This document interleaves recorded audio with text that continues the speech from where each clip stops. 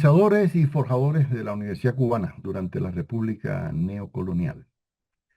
En Cuba conocemos como República Neocolonial, la que se instituye a partir de 1902, después de la intervención de los Estados Unidos de América en la guerra cubano-hispanoamericana, como se le conoció, del 98 con esa intervención gringa en Cuba, se estableció una república mediatizada, se llama, porque los Estados Unidos impuso una enmienda Platt que le permitía prácticamente a Cuba ser una especie de protectorado, ¿no? Al estilo de Puerto Rico, ¿no?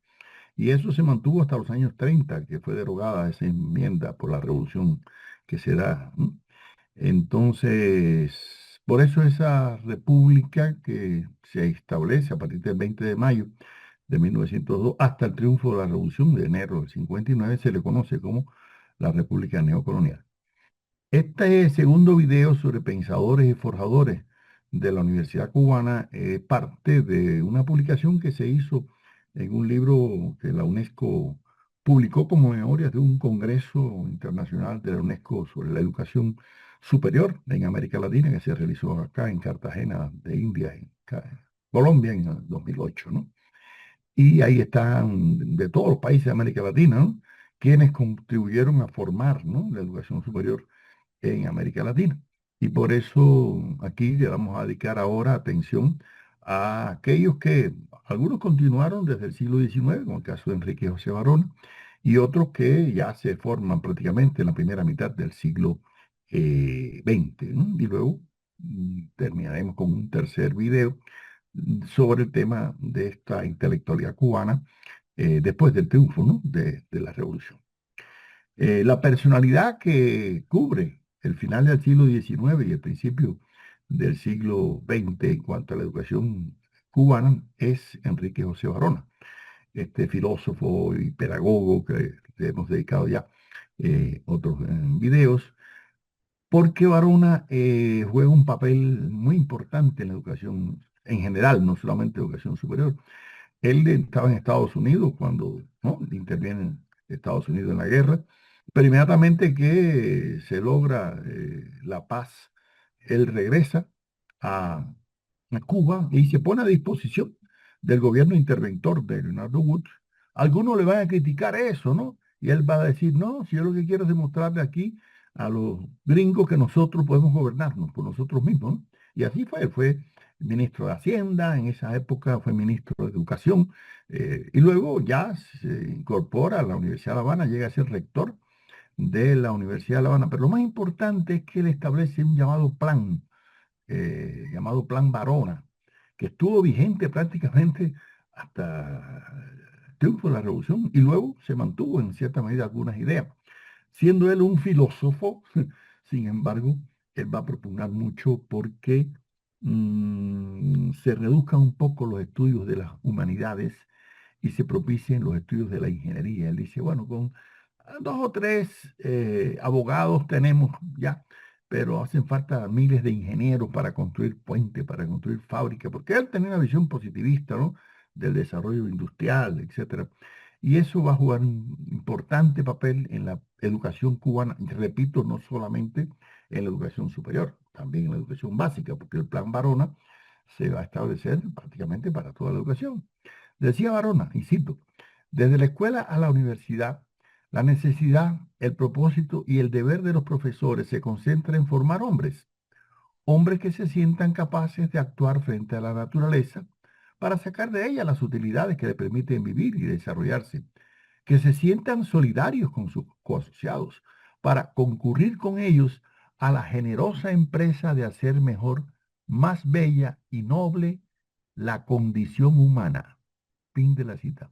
Quiero decirle que esta cita de Barora, que es del año 1919, a mí me motivó mucho el proyecto de investigación sobre la condición humana, porque Barona, fíjense que no habla de la naturaleza humana, no es, y siendo él un positivista, claro que en esa época ya entra en crisis sus ideas positivistas, es una época en que el irracionalismo de Nietzsche, sobre todo, tiene el nihilismo, el pesimismo, bueno, la época de la Primera Guerra Mundial, la época de las grandes frustraciones de la República, porque él mismo llegó a ser vicepresidente, ¿no?, del gobierno de Menocal y se dio cuenta de que no podía realizar muchas de las ideas ilustradas que tenía de desarrollo industrial, ¿no? Ahora, él logra implantar ese llamado Plan Varona, repito, ¿no? Que marca prácticamente, ¿no? Toda la vida educativa cubana de esta primera mitad del siglo XX. Según Pedro Pruna, de Goodward, que es estudioso, ¿no? Del tema de la ciencia y la educación en Cuba, dice Pruna. El denominado Plan Varona, formulado y llevado a cabo por el notable filósofo y pedagogo cubano Enrique José Varona, desde su cargo en el primer gobierno interventor, fue implementado por orden militar el 30 de junio de 1900. Este plan, en consonancia con las ideas del asesor intelectual de Varona, José de la Luz y Caballero, expresada originalmente en 1833, y con la situación internacional, pretendía dar a la enseñanza de las ciencias y sobre todo de la tecnología dentro de la Universidad de La Habana una atención mayor que la que recibió durante el dominio hispano. Fin de la cita. Es importante destacar eso, ¿no? O sea, el filósofo también, José de la Luz y Caballero, que había sido hasta alumno de Hegel, etcétera, ¿no? Sin embargo, cuando regresó a Cuba, por allá por los años 30 del siglo XIX, quiso crear un instituto técnico en La Habana. Pero, ¿por qué? Porque la Universidad de La Habana se dedicaba a la filosofía, al derecho y a la medicina, y ya.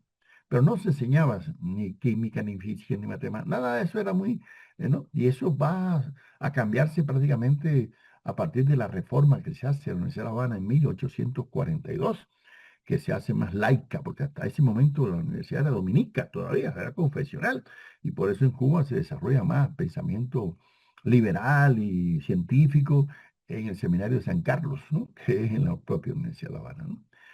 El Plan Marrón estimulaba mucho la enseñanza técnica, ¿no? Y fíjense que la logra implantar desde el momento en que están interviniendo los norteamericanos, 1900, ¿no? Se implanta el Plan Varona. Y en una entrevista que le hizo Jorge Mañach a Varona en el año 1930, miren lo que declaró Varona. Cuando el gobierno interventor me nombró para desempeñar la Secretaría de Instrucción Pública, me encontré con que en la universidad había más profesores que alumnos. Con decirle que de una asignatura, no recuerdo si el sánscrito, el único alumno era el Bedel. Lanuza, mi predecesor, que era un hombre de tanto talento, había tenido que darle ocupación a los cubanos educados que volvieron al terminarse la guerra desposeídos de todos y sin recursos. Se les hizo catedráticos para que vivieran, pero aquello no podía seguir así. Yo tuve que enfrentarme con el problema de reorganizar la universidad a base de economía. Por lo pronto, de una plumada, dejé a todo el mundo cesante, incluso algunos de mis mejores amigos. Me costó disgustos. Enseguida establecí el sistema de oposiciones para la provisión de cátedras y limité el número de estas a lo indispensable, eliminando, agrupando, fundiendo. Miren lo que hizo Barona, ¿no? Así que él limpió prácticamente la Universidad de La Habana, ¿no? Sacó toda una serie de catedráticos que no tenían ni alumnos ni nada, ¿no? Y entonces implantó un sistema de oposición que le dio más rigor, más formación profesional a los profesores, y eso jugó un papel importantísimo en el mejoramiento de la calidad educativa, ¿no? En la Universidad de La Habana, ¿no? Según Raúl Roa García, que fue alumno de Varona y nuestro canciller después de la Revolución Cubana durante muchos años, decía Roa, originalmente el Plan Varona respondía, y aún en parte responde, a las exigencias y necesidades de nuestro desarrollo económico y a la concepción prevaleciente de la universidad como la más alta forma de expresión de la conciencia nacional y como órgano generador de la cultura, ¿no? Con esos fines. O sea que realmente el Plan Varona, independientemente que tenía un sesgo positivista, cientificista, naturalista, etcétera, era realmente algo que podía ayudar, ¿no? A mejorar la educación superior en Cuba y sobre todo ya cuando se inicia, ¿no? La época republicana. Pero además, aparte de la cuestión científica, era una lucha contra la corrupción, contra el espíritu retardatario que todavía prevalecía en ciertos sectores, ¿no? De la universidad, muy conservadora. Varona era un hombre muy liberal. nada conservador, aunque fundó el Partido Conservador, fíjense, pero era un hombre de ideas que terminó incluso saludando las ideas socialistas en los años 30. No es que se hiciera marxista, ni mucho menos, pero dijo, "Bueno, vamos sin quererlo o queriéndolo hacia el socialismo".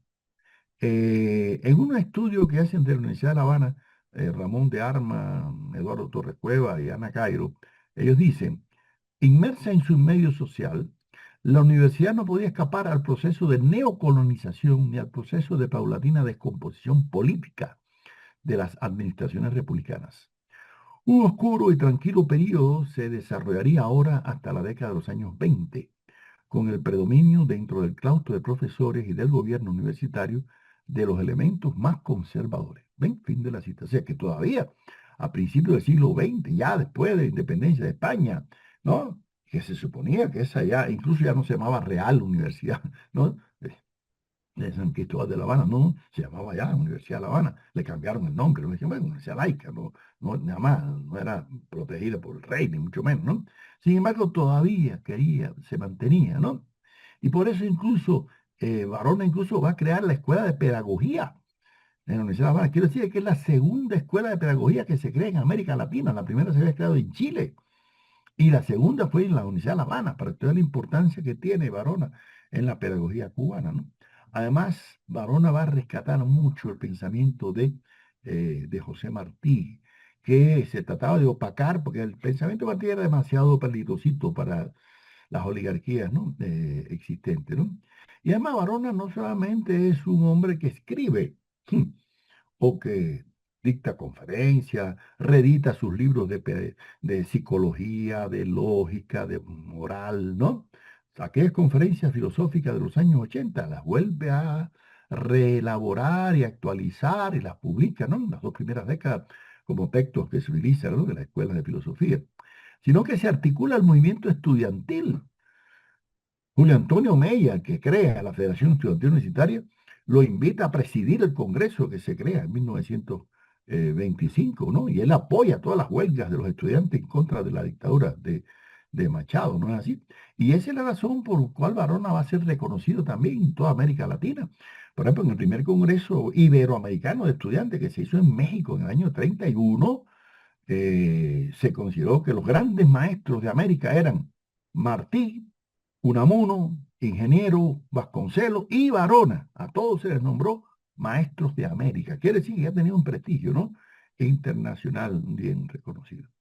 Ahora, otro pensador que ya hemos visto en un video anterior, Manuel Sanguilí, que jugó un papel también muy importante en la vida educativa, literaria, filosófica, jurídica, alumno de José de la Luz y Caballero, jugó un papel importante por su, primero, su espíritu antiimperialista, claro. Él fue el primero que se opuso a que se llevaran a los maestros cubanos a recibir cursos a Estados Unidos. Pues quiero decirle que los gringos querían agringar a Cuba, eliminando hasta el idioma español, para que las escuelas se enseñara inglés. Imagínense ustedes, eso es parecido a aquello que hizo hacer Sarmiento allá en Argentina y no pudo, ¿no? Pues, lógicamente, ¿no? Entonces, Sanguilí abogó porque no se copiaran los modelos norteamericanos, que en ese momento era ¿qué? El pragmatismo, el utilitarismo norteamericano, ¿no?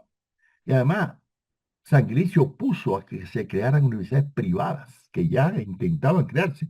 Esas no se van a crear hasta los años 50, ¿no? Pero estamos hablando de las primeras dos décadas del siglo XX. Sanguilí decía, una universidad, lo mismo dice la palabra, es el conjunto orgánico de grupos de enseñanza en la ramificación natural del árbol del conocimiento humano.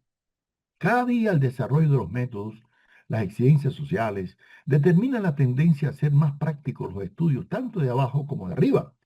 Y esto requiere inmensos gastos, multitud de aparatos, sostenimiento de esas condiciones propias para la experiencia repetida, es decir, un presupuesto enorme. Y esos recursos financieros solo puede disponer, en el caso de Cuba, el Estado. Así que la universidad tiene que ser propiciada por el Estado, no por universidades privadas, ¿no? Y por eso Sanguilí, que va a tener una postura muy digna, no solamente en la lucha contra España, sino en la lucha contra la dominación norteamericana, ¿no? Y además, Sanguilí se va a destacar, va a representar a Cuba en congresos internacionales, lo hacen miembro del Tribunal Permanente Internacional de La Haya, No, ese tribunal que hoy en día es de La Haya. Él fue miembro, ¿no? Miembro de la Academia de Historia, decano de la Facultad de Letras y Ciencias de la Universidad de La Habana, así que una personalidad intelectual extraordinaria, ¿no?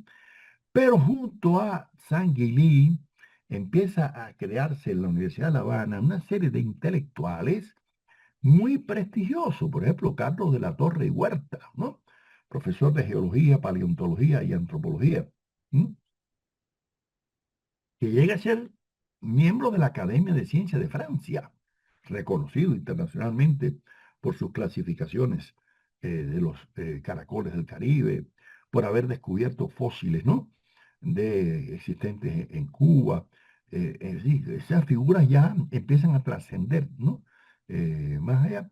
Y Carlos de la Torre tiene un papel muy importante en los años 30 porque trata de llevar la universidad, ¿no? A un nivel de prestigio internacional, sobre todo en el tema de la biología, la antropología, ¿no? La medicina, ¿no?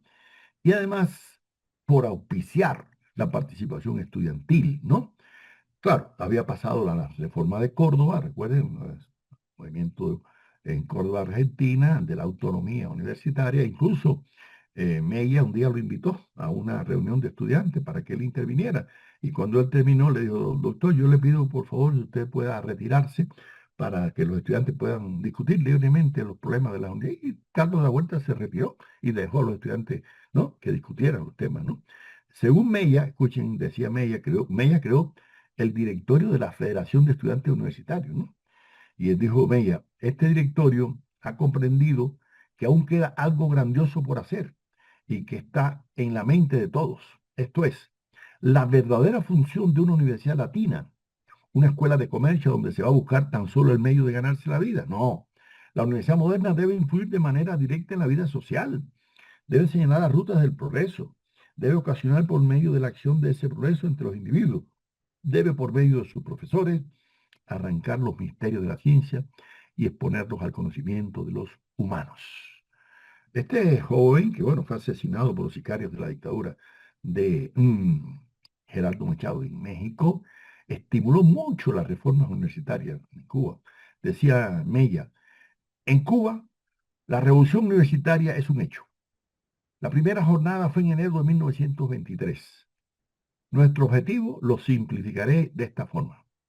Pedimos participación en el gobierno universitario a fin de fiscalizar toda reforma de los planes de estudio, base de las inmoralidades actuales, depuración del profesorado, a fin de que sea apto moralmente y capaz para los empeños pedagógicos. Y por último, lo más fundamental, autonomía universitaria. Sin ella, todo esfuerzo de reforma y perfeccionamiento será inútil.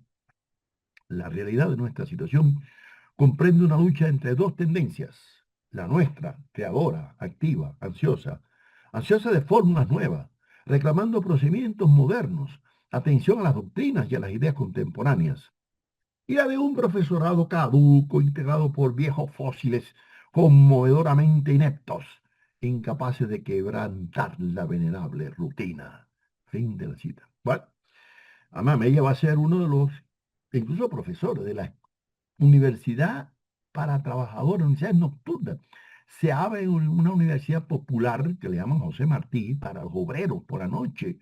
Y los mismos profesores jóvenes de la universidad comienzan a dar clases también gratuitamente para los profesores. Y hay un cambio incluso, ¿no? Y no olviden que estamos hablando de la década tercera del siglo pasado, siglo XX, ¿no?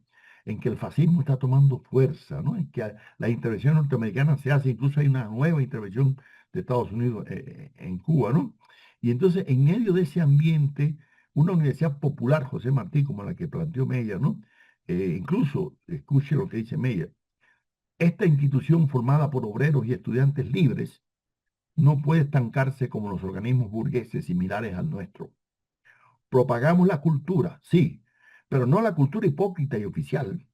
Nuestra cultura y nuestros esfuerzos tienen como fin revolucionar las conciencias de los hombres de Cuba para formar una nueva sociedad, libre de los parásitos y de los malhechores que cuenta la actual. Fin de la cita. Esto es importante. Estamos hablando de la década del 30, la misma época en que Gramsci ya está haciendo una labor cultural en Italia.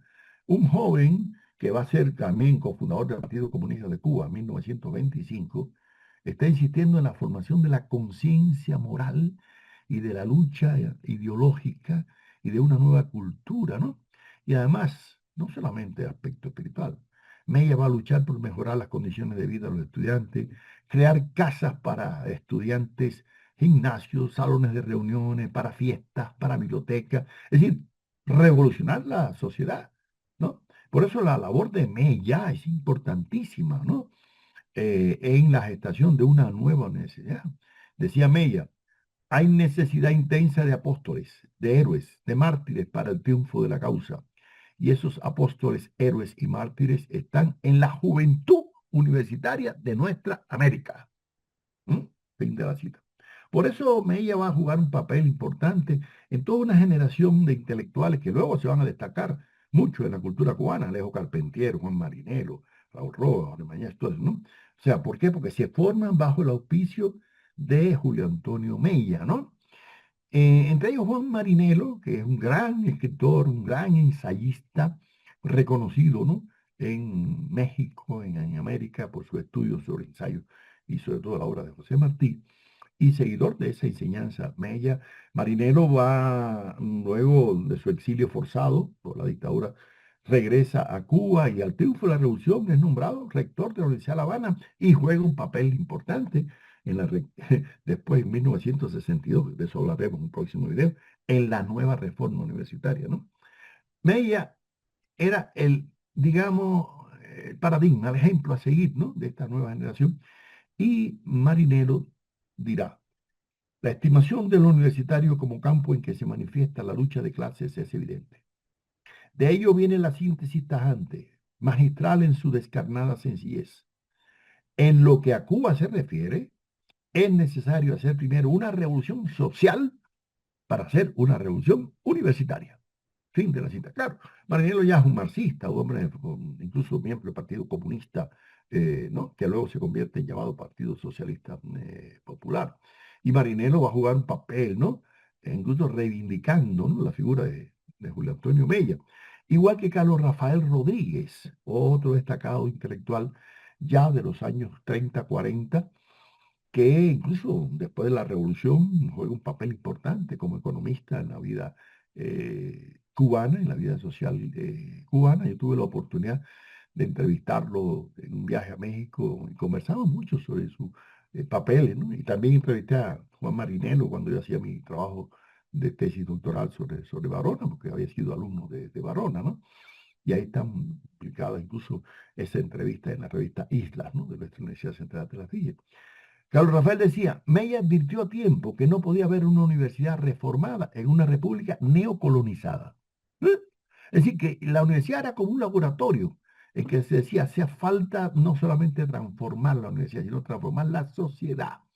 Y por eso esos jóvenes intelectuales, entre los cuales está Nicolás Guillén, que después va a ser el poeta nacional de Cuba, Alejo Carpentier, Fernando Ortiz, que ya hemos hablado de él y juega un papel importantísimo en la cultura cubana, Raúl Roa, Jorge Mañá, todos ellos van a estar imbuidos por el espíritu de quién, de Varona y de Mella. Fíjense, dos figuras, ¿no? Importantes, ¿no? En la consolidación de una intelectualidad progresista, no siempre revolucionaria ni socialista, ¿no? Liberal en unos casos, ¿no? Pero indudablemente jugar un papel muy importante en eso. Roa decía que a pesar del flamante plan Varona, la universidad continuaba siendo la misma universidad colonial, en cuyo púlpito oficiaba el medioevo, solo que ahora vegetaba bajo el signo yanqui, decía en 1930, Raúl Roa, ¿no? Y luego va a decir, la lucha por la reforma universitaria exige la inmediata movilización de nuestras filas. Reforma funcional y administrativa, reforma de los métodos y procedimientos pedagógicos en el sentido de que estos se basen en la observación y experiencia e impidan así el cultivo de la vulgaridad, la glorificación del lugar común y del verbalismo que tienen nuestras aulas, profesor titular y presidente perpetuo. Puntualizando nuestras aspiraciones reformistas podrían contraerse al siguiente esquema. A. Autonomía de la universidad. B. Participación del alumnado en su gobierno. C. Modificación de los métodos de enseñanza y los planes de estudio. D. Exclaustración de la cultura, sacarla de los claustros. E. Oposición como medio de menos malo para proveer las letras. Y F, docencia libre. Ya estas son palabras de Roa en los años 30, 40, después que ha muerto asesinado Mella, ¿no? Y después que ha muerto Barona en 1933. Y por eso la revolución del 30, que es contra Gerardo Machado, que logró la abolición de esa oprobiosa enmienda PLA que permitía a Estados Unidos intervenir con fuerzas militares en Cuba cuando le diera la gana, ¿no? Jugó un papel importante. ¿Por qué? Porque cambió un poco la mentalidad y desarrolló un espíritu nacionalista, patriótico, cubano, ¿no? Fernando Portuón, destacado eh, historiador de esa época, diría, la revolución iniciada en 1930 y que tenía a todas luces objetivos mucho más ambiciosos que el derrocamiento de la tiranía machadista, promovió discusión sobre la urgencia de ir a una reforma total de la enseñanza en Cuba. Y eso es cierto. O sea, se logró empezar a cambiar la mentalidad, ¿no? Y a propiciar más las escuelas públicas y a propiciar un cambio en la universidad. Y eso va a lugar que a partir de los años 30 y 40 comienza a entrar a la Universidad de La Habana por oposición prestigiosas figuras intelectuales en todos los campos, en la medicina, en el derecho, en la ingeniería, en la química, en la física, ¿no? Y así comienza a aparecer, ¿no? Una serie de nuevos cambios. En esa época ya de los años 40, cuando Raúl Roa llega a ser decano de la Facultad de Ciencias Sociales y Derecho Público, llega a ser profesor incluso, ¿no? Y escribe varios libros sobre temas de ciencias sociales, muy importantes esos libros, los años 40. Dice Roa, la universidad no puede renegar de sus bizarras batallas contra la tiranía y el imperialismo. Su destacada participación en coyunturas decisivas de la vida pública cubana es una de las páginas más brillantes de nuestra historia en estos últimos 20 años. Pero hay que evitar a toda costa que la universidad se utilice por los partidos políticos o por los grupos gangsteriles como mero trampolín de sus intereses y apetitos. En la escalinata se refiere a la estatua de la Universidad de La Habana, ¿no? Que está en el alma mater, ¿no? Que se utiliza como tribuna todavía, ¿no? Únicamente deben hablar los que tengan autoridad moral para ello. Fin de la cita. Porque es que estamos hablando ya de los años 40, en que un grupo medio fascistas, medio no ultraderechistas, gangsteriles que andaban con pistolas y asesinaban. Bueno, se formaron grupitos paramilitares casi que atentaban contra los jóvenes más progresistas, entre ellos el joven Fidel Castro Ruz, que estudiaba Derecho ahí en la Universidad de La Habana, ¿no? Y hay una gran lucha y asesinatos incluso, ¿no? Y además, en esa época ya se había construido el majestuoso edificio de la Universidad de La Habana, que cambió de aquel edificio vetusto de la época colonial, allá en La Habana Vieja, para la majestuosa escalinata y toda la rectoría. Y ahí se colocó el alma mater, que desde ahí se subían los oradores, ¿no? O se escribían, ¿no? Entonces, ¿qué pasó? Que realmente ahí comienza a aparecer una serie de intelectuales jóvenes, como por ejemplo Jorge Mañach, que le dedicaremos después estudio, o Roberto Aramonte, que ya sea también rector de esa universidad, o Rafael García Bárcena, otro filósofo importante de esa época, y van formando una nueva conciencia, sobre todo martiana. Mañach escribe un libro sobre el apóstol, ¿no? A José Martí le llama así. Empieza a criticar el choteo, la falta de seriedad, ¿no? En la universidad, ¿no? Y Mañac, que es profesor de historia de la filosofía, empieza a cambiar las formas, ¿no? de estudio, ¿no? de la filosofía, ¿no? Eso, ¿no? Y hay una figura importantísima que luego estudiaremos personalmente, que es Roberto Aramonte, que es un sociólogo, pero casi más filósofo que primero fue decano de filosofía y letras y luego rector de la Universidad de La Habana, pero que jugó un papel muy importante en los años 40. Crea una biblioteca de clásicos cubanos y empieza a reeditar todas las obras de los ilustrados cubanos de José Agustín Caballero de Varela, y así, una cosa impresionante, ¿no? Como ustedes ven, rescatando, ¿no? La figura, ¿no? Y en esa época también es que se crea la Sociedad Cubana de Filosofía. Y hay personalidades como Rafael García Bárcena, que también dedicaremos tiempo, que juegan un papel y además incluso se oponen a la dictadura de Batista, cae preso por organizar un ataque a un cuartel de Batista, mucho antes que pensó Fidel Castro atacar en Moncada, ya, este profesor de filosofía de la Universidad de La Habana.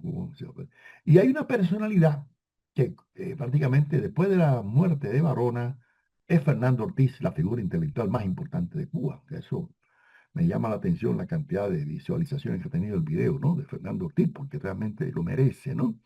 Es la figura más importante. Y Ortiz va a jugar un papel también importante en la Universidad de La Habana. ¿Por qué? Porque él desde su labor científica, como antropólogo, como etnólogo, rescatando la cultura afrodescendiente en Cuba, indígena, de la música, del arte, de la literatura, de la comida, de todo, escribe en historia de la música, etcétera, y rescatando los valores, ¿no? Y además oponiéndose al racismo, que es un libro importante, habiendo sido él positivista y con ideas racistas a principios del siglo XX, ¿no? Y siendo alumno de Lombroso y Ferri, pero rompe con todo aquello y desarrolla un libro sobre la raza, ¿no? Diciendo que no hay raza, que eso de la igualdad racial. Entonces, Ortiz escribe un libro que se llama Entre Cubanos, dice, en todas partes del globo, donde quiera que aletean ideas viriles y modernas, las universidades populares van trazando surcos de cultura y las masas van haciendo viables ideales que antaño eran utópicos y van librando al proletariado de las trabas y rémoras de la ignorancia y del prejuicio. Vengan universidades populares, que únicamente avanzará el pueblo que base su avance en bloques de civilización. Y por eso es que Ortiz apoya la creación de la Universidad de Oriente en Santiago de Cuba, la Universidad Central Marta Abreu de la Villa en Santa Clara, de donde soy con mucho honor egresado, y siempre por eso Ortiz se mantuvo al lado de la revolución después del triunfo, ¿no? Él muere en el año 69 y estuvo ahí al lado de la revolución cubana hasta sus últimos momentos y propicia la publicación de sus libros en Santa Clara, en la Universidad de las Villas, ¿no? Y hay otras intelectuales como Salvador Masip y Sari Salgué, dos geógrafos muy importantes que se destacan ya y empiezan a adquirir prestigio internacional, como también Antonio Núñez Jiménez, que es profesor de geografía, un espeleólogo, profesor de mi universidad en Santa Clara, y comienza a tener, ¿no?, un reconocimiento más allá de Cuba, ¿no? O los historiadores Ramiro Guerra, Fernando Portuondo y su esposa Hortensia Pichardo Viñas, que rescatan mucho la historia de Cuba, pero una historia distinta a la que nos habían enseñado desde la época española, ¿no? Y son importantes figuras de la cultura cubana y van formando una conciencia patriótica, una conciencia nacional, ¿no? Antiimperialista, ¿no? Como Emilio Roy de Lucherrin, que es el historiador de la ciudad de La Habana, que escribe un libro que Cuba no debe la independencia a los Estados Unidos, lo demuestra, ¿no? O listo, José Luciano Franco, que estudia mucho la influencia de la cultura africana en Cuba, el papel de los esclavos, ¿no? O José Elías Entralgo, que es también filósofo y pedagogo, decano de la facultad, ¿no? En el terreno de la antropología y de la arqueología se destacan Juan Antonio Cosculluela y René Herrera Fitot, que hacen descubrimientos sobre las culturas aborígenes, nuestros taínos, nuestros sigoneyes, nuestros guanajatabeyes. O Samuel Feijó, en mi Universidad Central de Las Villas, un antropólogo que destaca mucho el papel de la cultura campesina, el campesinado, de los mitos y leyendas de los pueblos, ¿no? Entonces, hay también que destacar en el terreno de la literatura, bueno, la dominicana Camila Enríquez Ureña, que se quedó en Cuba, su hermano también Máximo tuvo un tiempo, y luego Pedro, que vivía más en México y en Argentina. Pero en el terreno de la literatura, José Antonio Portuondo, que era un marxista, comunista, que le regaron, le negaron mucho, porque es otra cosa, hay mucha discriminación a los socialistas, y no dejaban entrar. Muchos socialistas no pudieron entrar a la universidad por ideas políticas, porque había un conservadurismo terrible antes de la revolución. Y entonces, bueno, había tantos que después de la revolución pudieron entrar, ¿no?, como profesores de la universidad. Sin embargo, había otras figuras que eran gente progresista, como Medardo Vitier, por ejemplo, profesor de mi universidad, y un autor magnífico de la historia de la filosofía en Cuba y de otros estudios sobre Martí, sobre Barona, etcétera. O Roberto Fernández Retamar, que después ya llega a ser el presidente de Casa de las Américas, pero que ya son poetas, literatos, o Cintio Vitier, además, y Salvador Bueno, que eran también miembros de la Academia de la Lengua Española en Cuba, poetas, ¿no? Y en el terreno de la filosofía del derecho, Antonio Sánchez Bustamante y Montoro, otra personalidad que también le vamos a dedicar tiempo a muchos de ellos. Pero en el terreno de la psicología aparecen figuras ya como Alfredo Aguayo, Luciano Martínez, Ana Echegoyen, Ofelia Morales, Diego González, Piedad Massa, Alfonso Bernal de Río. Quiere decirle que muchos de esos libros, por ejemplo, el de Diego González, Didáctica, acaba de ser reeditado aquí en Colombia, ¿no? Como un libro importante para en la didáctica, ¿no? Y en el terreno de la medicina, Cuba empieza a adquirir mucho prestigio internacional. José Antonio Presno Bastioni, por ejemplo, un cirujano experimental de la Universidad de La Habana, o Mario Sánchez Puig, dedicado a temas de Aristides Mestre, un antropólogo y naturalista muy, ¿no? Mario García Lebredo, quien estudia las enfermedades tropicales, incluso se crea el Instituto Curie que existe todavía, ¿no? Por Pedro Curie Esmeja, que sobre todo estudió sobre la parasitología, ¿no? O Emilio Digo, yo recuerdo haber estudiado sus libros de anatomía, fisiología e higiene, magníficos profesores, o José Pesno Albarrán, que hoy en día incluso hay un hospital que lleva su nombre, porque fue uno de los primeros en hacer trasplantes de órganos en Cuba, ¿no? Estamos hablando de los años 50 por allá, ¿no? O en veterinaria, y de Alfonso Pérez, dedicado a la parasitología, y botánicos como Manuel González de Maza o José Gilberte de Sauget, ingenieros importantes que llegaron a ser, algunos de ellos rectores de la Universidad de La Habana, como José Cadena Castañar, ¿no? O otros como Jesús Francisco de Alvear, que construyó el acueducto que todavía hoy está funcionando magnífica en la Universidad de La Habana, un magnífico acueducto, profesores de hidráulica, José Broderman Piñera, Alejandro Correa, muchos no solamente ingenieros en minas, como José Corral, y además Juan Tomás Roy, una figura importantísima en la botánica, o Luis Felipe Leroy, historiador de la medicina. Quiero decirle que además empiezan a divulgarse y a publicarse libros en México, en Argentina, de autores cubanos, por ejemplo, el Baldor, en geometría, en álgebra, empiezan a hacer. O sea que, y hay una cosa que es nueva, en los años 50 comienzan a aparecer primero, una universidad privada, la Universidad Católica de Villanueva, que al triunfo de la Revolución, cuando fue intervenida, se trasladó a Miami, existe como Vilanova allá mismo. Pero lo importante es que cambia, va a cambiar, pero bueno, eso va a ser tema de una nueva, nuevo video, el cambio que se va a producir. Pero lo que es importante es que en los años 40 y 50 se va formando una generación joven entre la que se destaca Fidel Castro, Armando Jar, el propio Raúl Castro, muchas figuras jóvenes que van a jugar un papel protagónico después del triunfo de la Revolución Cubana. O sea que esta educación superior cubana de la primera mitad del siglo XX fue fermentadora, ¿no?